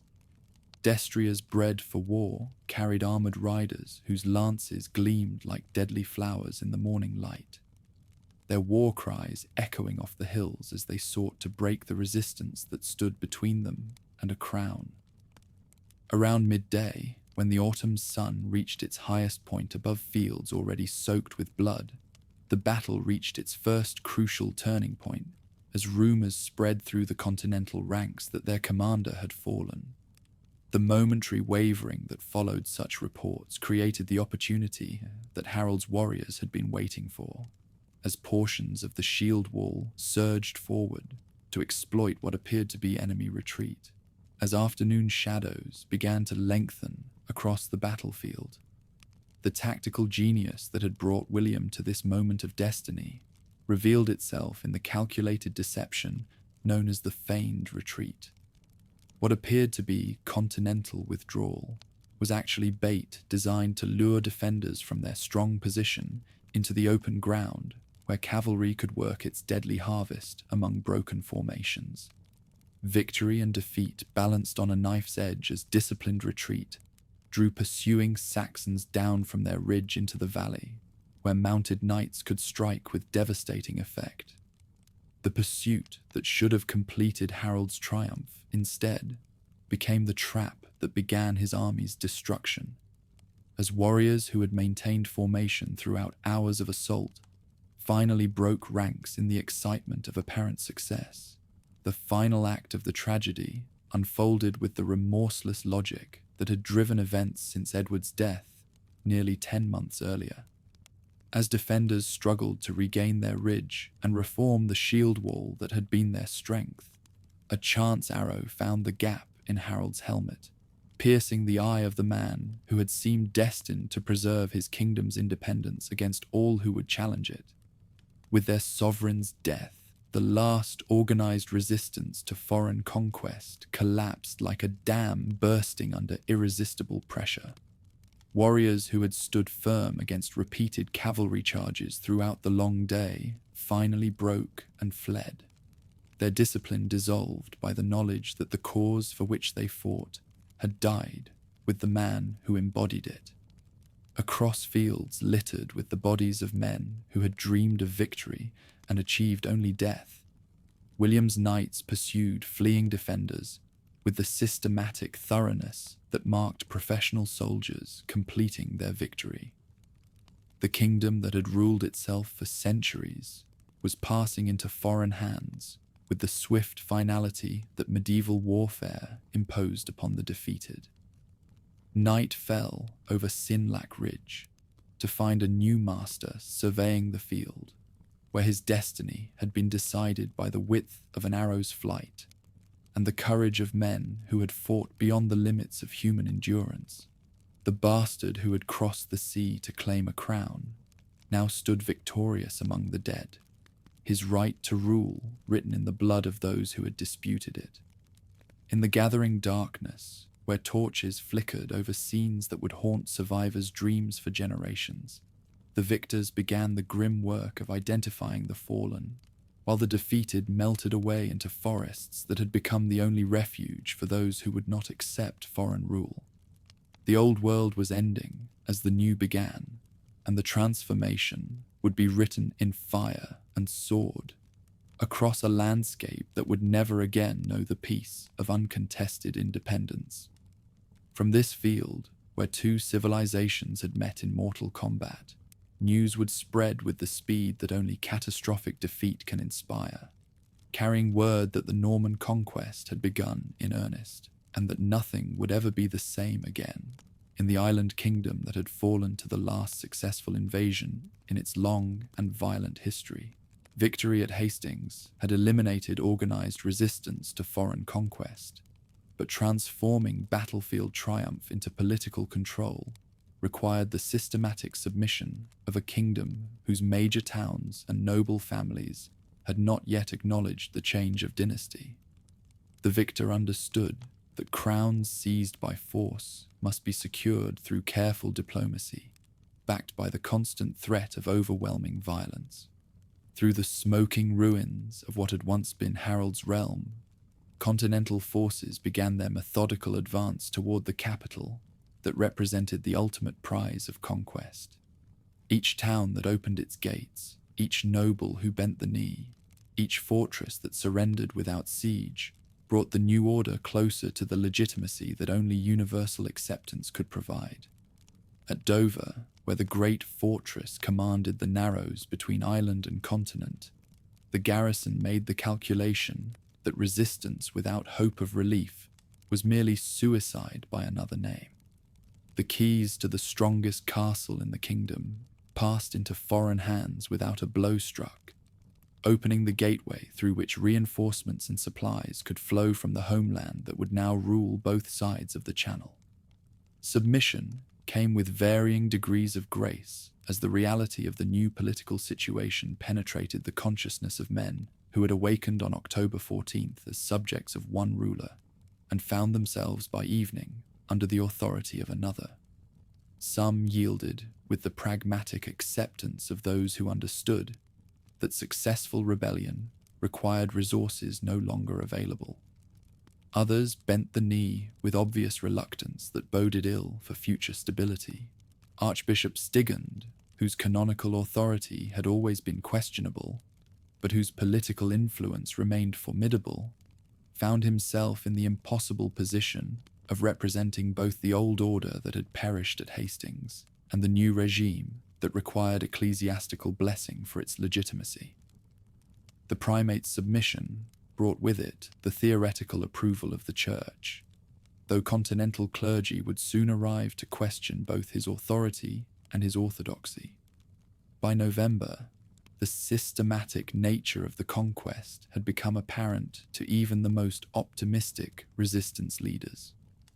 This was not merely a change of rulers, but a transformation of the entire political and social structure, as continental methods of governance replaced traditions that had evolved over centuries of Saxon rule.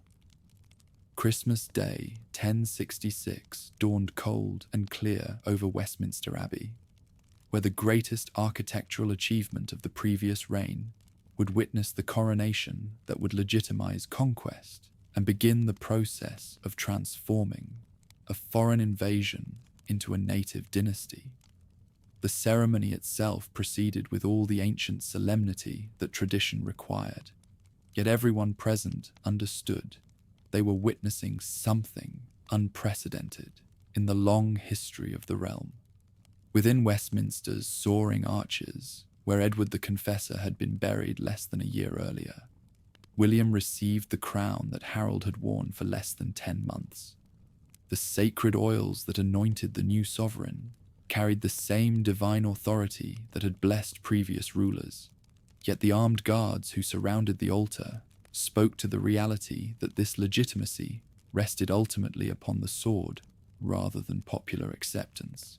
Edgar Atheling, the young prince whose royal blood made him the closest thing to a legitimate heir that the old dynasty could produce, had already submitted to the inevitable with the wisdom of youth that understands survival requires accommodation to circumstances beyond any individual's control. His presence at the coronation provided a symbolic bridge between old and new, though few believed such bridges would bear much weight in the trials ahead. As 1066 drew to its close, the speed and completeness of the transformation amazed even those who had participated in its achievement. A kingdom that had seemed impregnable behind its wooden walls and ancient traditions had fallen to foreign conquest in less than 3 months, its capital occupied, its nobility scattered or subdued, its crown passing to a bastard whose only claim was the strength of his sword arm and the favor of fortune. Yet beneath the surface of apparent submission, currents of resistance continued to flow like underground streams, fed by the resentment of those who had lost everything in the great upheaval and the hope of those who believed that foreign rule could not long endure among a people who had governed themselves for centuries. The easy victories of the conquest period would give way to the harder work of establishing permanent control over subjects who yielded from necessity rather than conviction. In London's ancient halls, where Saxon Witan had deliberated for generations, continental administrators began the complex task of understanding the systems they had inherited and adapting them to the needs of rulers whose experience lay in very different traditions of governance. The merger of Norman efficiency with Saxon custom would produce innovations in law and administration, but not without considerable friction between conqueror and conquered. The treasure that Edward the Confessor had accumulated through decades of careful stewardship now passed into foreign hands, providing the financial resources necessary to reward the adventurers who had risked everything on the great gamble of invasion. Gold and silver that had been gathered to glorify God through magnificent architecture and beautiful manuscripts would now serve the more mundane purpose of purchasing loyalty among men whose primary devotion was to their own advancement. Winchester, the ancient seat of Saxon royalty, surrendered with the resigned dignity of a dowager acknowledging her replacement by a younger rival. The city that had been the heart of the Old Kingdom became merely another administrative centre in a realm whose focus had shifted irrevocably toward the continent and the broader European stage where its new ruler was already a major player.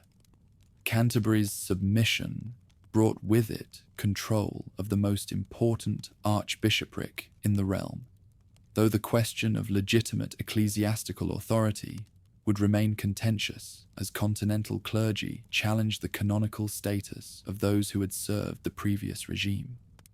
The transformation of the church would parallel the transformation of secular government, with similar tensions between old and new, native and foreign. From the ramparts of Dover Castle, where continental banners now flew above walls that had never before acknowledged foreign sovereignty, observers could look across the narrow waters toward the homeland that would now provide the kingdom with its rulers, its laws, and its cultural orientation. The isolation that had protected the realm for centuries had ended forever, and the island kingdom had become part of a broader continental empire whose centre lay across the sea, in the duchy that had produced its conqueror. As winter settled over a transformed landscape, where continental accents could be heard in halls that had echoed for centuries with Saxon speech, the magnitude of the change that had occurred in a single year became apparent to those who lived through it. The conquest was complete, the crown secure, and the long process of building a new order from the ruins of the old was about to begin in earnest.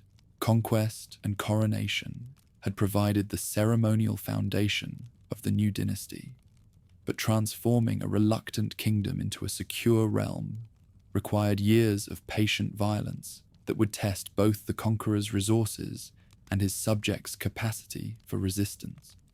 The easy victories of 1066 gave way to the grinding work of suppressing a people who discovered that Norman rule meant not merely new masters, but the systematic destruction of everything they had considered permanent.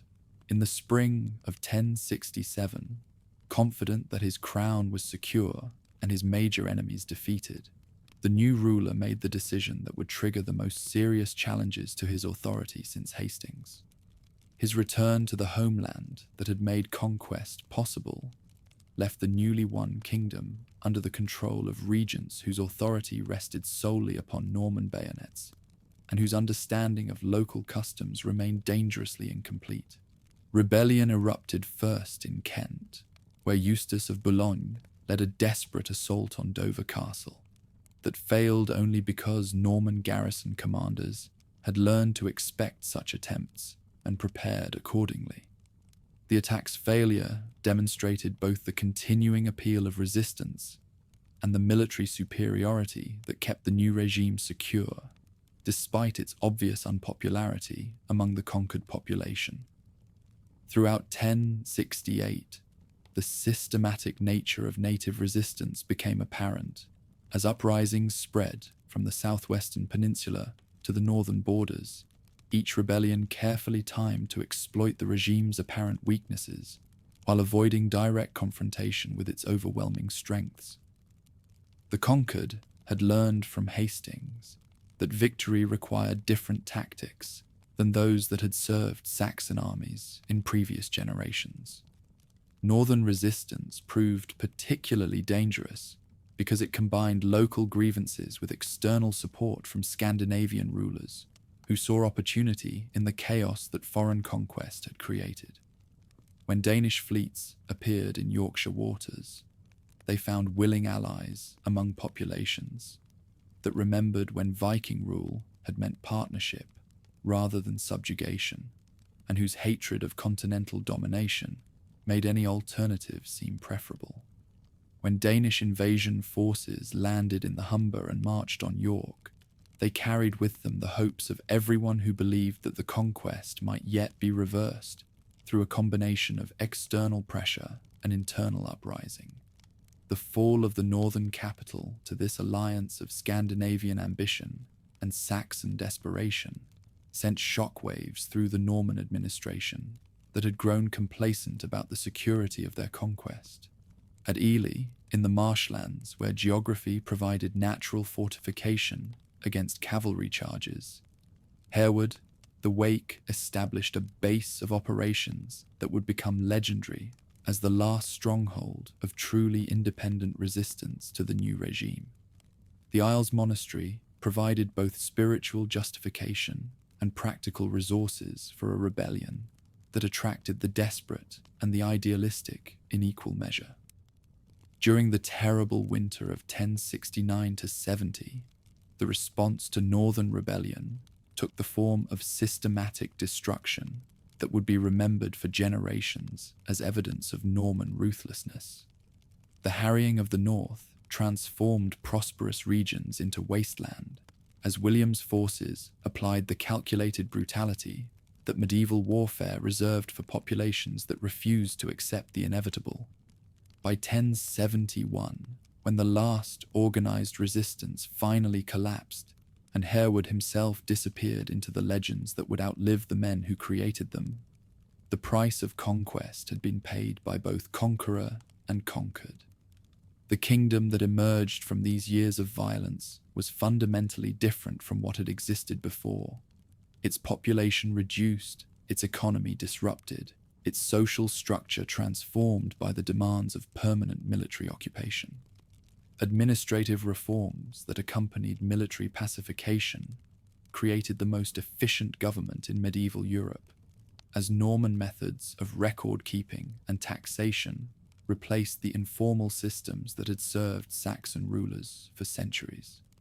The Domesday Survey that would follow represented the culmination of this process, creating a comprehensive record of resources that no previous government had possessed. Castle building that proceeded systematically throughout the kingdom provided both military strongpoints and visible symbols of the new order, their stone towers rising above Saxon settlements like monuments to the permanence of Norman rule.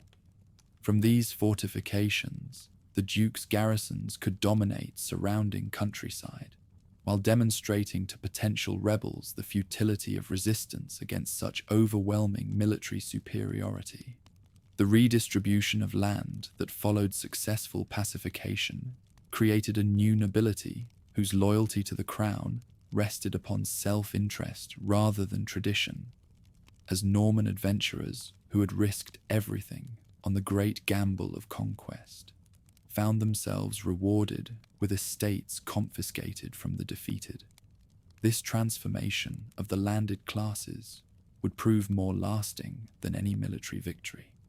Legal innovations that merged Norman practice with Saxon custom produced a hybrid system that satisfied neither tradition completely, but provided more effective governance than either could offer alone. The common law that would emerge from this fusion would become one of the conquest's most enduring legacies, though its creators could hardly have foreseen its ultimate significance. Economic changes that accompanied political transformation integrated the island kingdom into Norman trading networks, while disrupting traditional patterns of production and exchange. Towns that had prospered under Saxon rule found themselves either elevated or abandoned, depending upon their strategic value, to rulers whose priorities reflected ducal rather than insular concerns. Religious reforms that brought Norman clergy to replace Saxon ecclesiastics completed the transformation by ensuring that spiritual authority reinforced rather than challenged the new political order. The appointment of Norman abbots and bishops created a church hierarchy whose loyalty was beyond question, though at the cost of alienating populations who had found comfort in native traditions. Cultural changes that followed in the wake of political conquest were perhaps most profound of all. As Norman languages and customs gradually displaced Saxon traditions among the ruling classes, while leaving the common people to preserve what they could of the old ways in private. The linguistic division that resulted would influence the development of the realm's literature and law for centuries. Resistance that continued despite military defeat took new forms as open rebellion became impossible, expressing itself through passive non-cooperation, cultural preservation, and the development of an underground tradition that kept alive the memory of what had been lost. The conquered learned to survive under the new regime, while maintaining their identity through subtler means than armed resistance. Military innovations that William's commanders introduced transformed both the practice of warfare and the structure of society, as feudal obligations replaced the ancient fyrd system, and professional knights became the backbone of the realm's defenses. The transformation was so complete that within a generation, few could remember how Saxon armies had once been organized or equipped. As the first phase of Norman rule drew to its close, the kingdom that had fallen so suddenly at Hastings had been rebuilt according to ducal specifications, its resistance broken, its population subdued, and its future irrevocably linked to the broader European world from which its conquerors had come. The old order was dead, and from its ashes, had risen something entirely new. Cultural synthesis that emerged from the collision between continental and native civilizations produced innovations in literature, law, and learning that neither tradition could have achieved independently. The historical writing that flourished under royal patronage, the legal precedents that were established in royal courts, and the architectural styles that were developed by continental builders all represented genuine advances that justified invasion through achievement rather than mere force. Economic prosperity that followed political stability brought wealth to regions that had been devastated by the chaos of war and consolidation.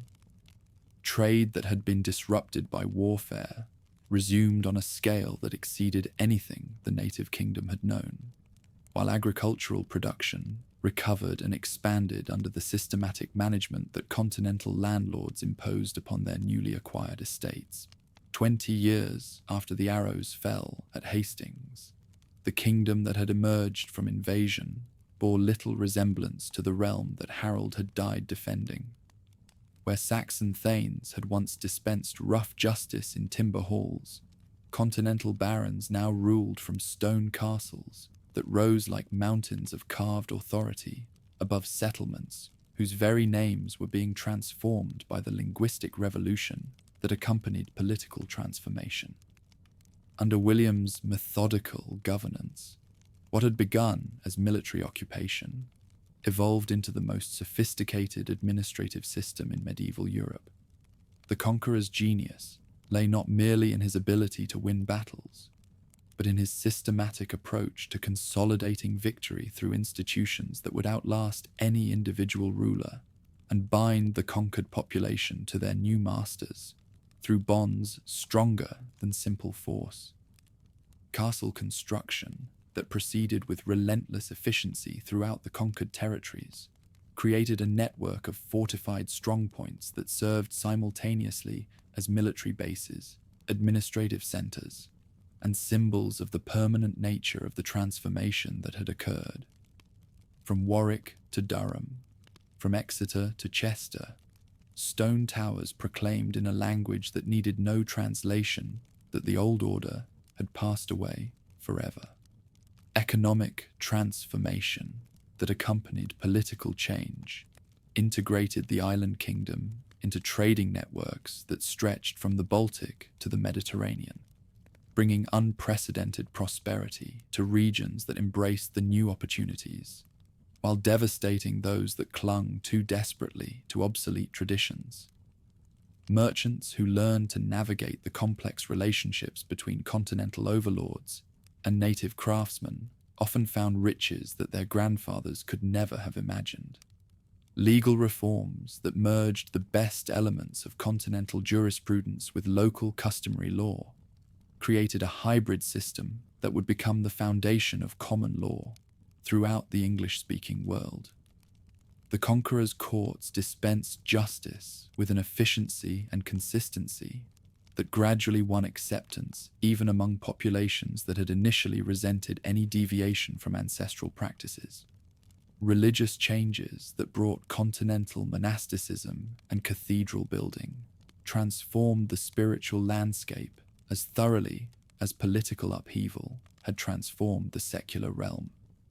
Where native churches had served local communities with ancient simplicity, continental cathedrals soared toward heaven with architectural ambitions that proclaimed the glory of God and the power of those who served him on earth.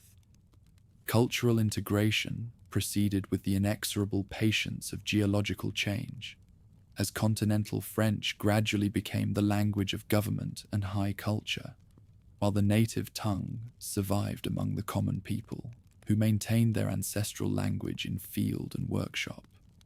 The linguistic division that resulted would enrich the conquered language with thousands of words borrowed from its conquerors, creating a hybrid tongue of unprecedented expressiveness. As death approached in the autumn of 1087, the conqueror could survey achievements that had transformed not merely a kingdom, but the entire balance of power in northwestern Europe. The bastard who had gambled everything on a single invasion had created a cross-channel empire that would influence European politics for centuries, while establishing institutions that would shape the development of law, government, and culture throughout the medieval world. In September of that final year, as William lay dying in Rouen from injuries sustained in a campaign that had begun like so many others, but ended in unexpected catastrophe, the question of succession that had driven him to conquest 21 years earlier now haunted his own dynasty. The three sons who gathered around his deathbed represented different aspects of his complex legacy. Robert Curthose inherited the duchy that had made conquest possible. William Rufus received the kingdom that conquest had won, while young Henry waited with the patience that would eventually bring him both. Thus ended the life of the man who had changed the course of medieval history through a combination of ruthless ambition, tactical brilliance, and administrative genius that medieval chroniclers would struggle to capture in mere words. The invasion was complete, its architect departing a world that his vision had transformed beyond recognition, leaving behind institutions and innovations that would influence the development of Western civilization for centuries to come. The Domesday Survey, that stands as perhaps the conqueror's most enduring monument to systematic governance, had been completed just months before his death, creating a record of resources and obligations that represented the culmination of 20 years spent transforming a conquered territory into an efficiently administered realm. No medieval government had ever possessed such detailed knowledge of its subjects' wealth and capabilities, and none would again until the development of modern statistical methods. Land redistribution that had begun immediately after Hastings reached its logical conclusion in the final years of the reign, as the last native estates passed into continental hands and the transformation of the landed classes was completed. Where once native earls had ruled territories that resembled independent principalities, continental barons now held their estates as tenants-in-chief, whose obligations to the crown were precisely defined and ruthlessly enforced. Administrative innovations that had evolved from the practical necessities of governing a hostile population matured into sophisticated systems of record-keeping, taxation, and law enforcement that would be copied throughout medieval Europe. The exchequer that managed royal finances, the chancery that issued royal documents, and the courts that dispensed royal justice all represented advances in governmental efficiency that reflected the conqueror's talent for transforming military victory into lasting political achievement. Military organization that had made victory possible was refined into a feudal system that provided the crown with more reliable military service than any previous monarch had enjoyed. The knight service obligations that continental landholders owed in exchange for their estates created a professional military class whose loyalty was reinforced by self-interest and whose effectiveness had been proven in the crucible of war and consolidation. Social transformation that accompanied political change created a new hierarchy that blended continental concepts of feudal obligation with native traditions of personal loyalty, producing a social order that was more rigid in theory than in practice, and more stable than either of its component traditions might have achieved alone. The intermarriage between continental settlers and local natives that gradually occurred, despite initial hostility, created a genuinely integrated nobility within 2 generations of invasion. Architectural achievements that marked the conqueror's reign transformed the physical appearance of the kingdom as thoroughly as political change had transformed its governance. The great cathedrals that rose at Durham and Winchester, the massive keeps that dominated London and Colchester, and the hundreds of parish churches that were rebuilt in the continental style, all testified to the permanence of the transformation that had occurred and the confidence of those who had accomplished it. cultural synthesis that emerged from the collision between continental and native civilizations produced innovations in literature, law, and learning that neither tradition could have achieved independently. The historical writing that flourished under royal patronage, the legal precedents that were established in royal courts, and the architectural styles that were developed by continental builders all represented genuine advances that justified invasion through achievement rather than mere force. Economic prosperity that followed political stability brought wealth to regions that had been devastated by the chaos of war and consolidation. Trade that had been disrupted by warfare resumed on a scale that exceeded anything the native kingdom had known, while agricultural production recovered and expanded under the systematic management that continental landlords imposed upon their newly acquired estates. The legacy that the conqueror bequeathed to his successors and to history was thus far more complex and enduring than the simple substitution of one ruling dynasty for another. The invasion had created new forms of government, new approaches to law and justice, new architectural styles, and new cultural syntheses that would influence the development of Western civilization long after the political circumstances that had made them possible were forgotten. The bastard duke who had won a crown through war had transformed himself into one of the great constructive statesmen of the medieval world.